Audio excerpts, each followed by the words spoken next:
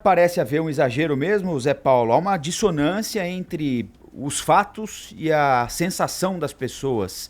Há uma discrepância entre o mundo real e aquilo que é percebido. Mas o fato é que essa percepção muitas vezes é o que vale, especialmente para o mercado financeiro, especialmente para o setor produtivo. Tem uma parte dele que para por medo mesmo, tem uma parte das operações que param por precaução, e nós estamos noticiando isso aqui o tempo todo: jogos de futebol com estádios fechados, eventos que são realizados com público estão sendo realizados sem público. Esse é um fato concreto. E há aquilo que não é concreto também, aqueles que percebem que nessa oportunidade há a chance de ganhar dinheiro. Afinal de contas, o medo nunca é um bom conselheiro, não é? Hoje os mercados da Ásia abrem, ou melhor, fecham o dia.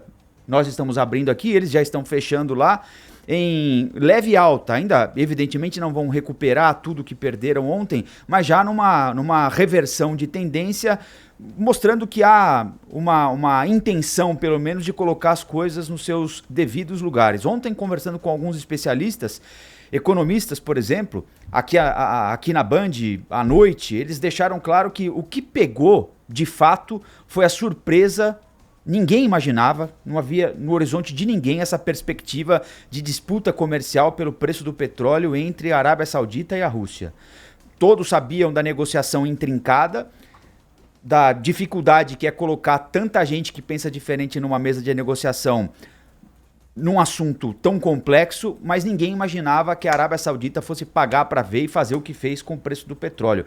O barril de petróleo tem um custo muito baixo na Arábia Saudita, $9. Então a possibilidade de a Arábia Saudita jogar o preço para baixo e ainda assim manter algum lucro é enorme. Ela conseguiu jogar o preço do barril do petróleo para $31. Repito, o preço do barril para ela custa 9.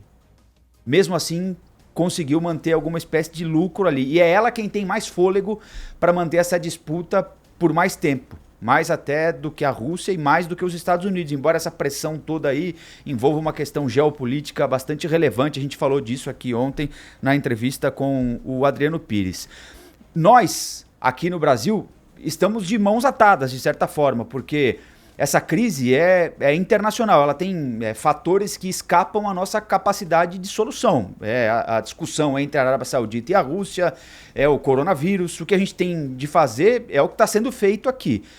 Informar a população, e o ministro da Saúde, Luiz Henrique Mandetta, tem feito isso claramente, os secretários de saúde dos estados também, sobre a capacidade do coronavírus de infectar as pessoas ainda baixa, sobre a mortalidade muito baixa na comparação com outros tipos de gripe, inclusive em relação à gripe comum. Isso está sendo feito. Na área da economia é que a gente pode apontar eventuais falhas do governo Bolsonaro, do ministro Paulo Guedes, que segue apostando nas reformas, embora não mande as reformas para o Congresso Nacional. A administrativa está sendo prometida desde o ano passado. A gente se lembra, o presidente Bolsonaro mandou segurar, com medo de que acontecesse aqui aquilo que estava acontecendo no Chile. Depois veio o final do ano, depois o começo do ano, depois o recesso do Congresso Nacional, e até agora nada da reforma. Estão esperando o presidente voltar dos Estados Unidos. A tributária é a mesma coisa, vai ter CPMF, não vai ter CPMF, demite o Marco Sintra, volta não sei quem, vai usar um projeto que já tem no Congresso, o projeto que já tem no Congresso não é bom,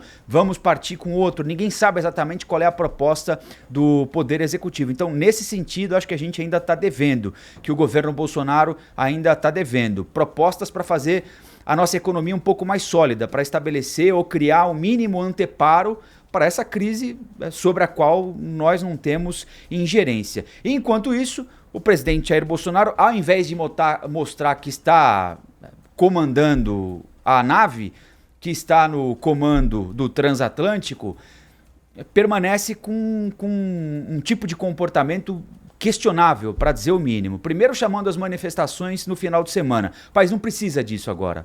A última coisa que o país precisa é de manifestação contra A ou contra B.